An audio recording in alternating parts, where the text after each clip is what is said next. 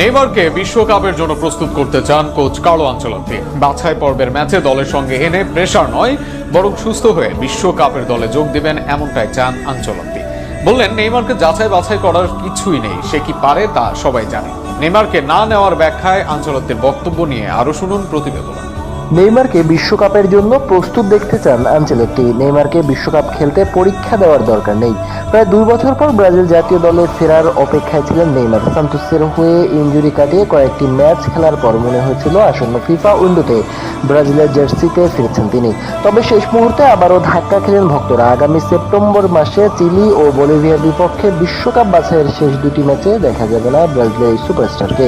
ব্রাজিলের coach Carlo Ancelotti ইতিমধ্যেই দল ঘোষণা করেছেন, তবে সেখানে নেই নেইমার। দল ঘোষণার আগেই গুঞ্জন ছিল উরুর চোটের কারণে তার বাছাই পর্ব খেলার সম্ভাবনা কম। অবশেষে সেই আশঙ্কাই সত্যি হলো। আনচেলত্তি স্পষ্ট জানিয়ে দিয়েছেন, এই 2 ম্যাচের জন্য তার প্রয়োজন ফিট খেলোয়াড়দের। তিনি বলেন, গত সপ্তাহে নেইমারের সামান্য ইনজুরি হয়েছে। বাছাই পর্বের শেষে 2টি ম্যাচে অন্তত গুরুত্বপূর্ণ ও কঠিন হবে, তাই দলে রাখতে হবে এমন খেলোয়াড়দের যারা শারীরিক ও মানসিকভাবে সেরা অবস্থায় রয়েছে। তবে এর মধ্যেই ফুটে উঠেছে আনচেলত্তির কৌশলগত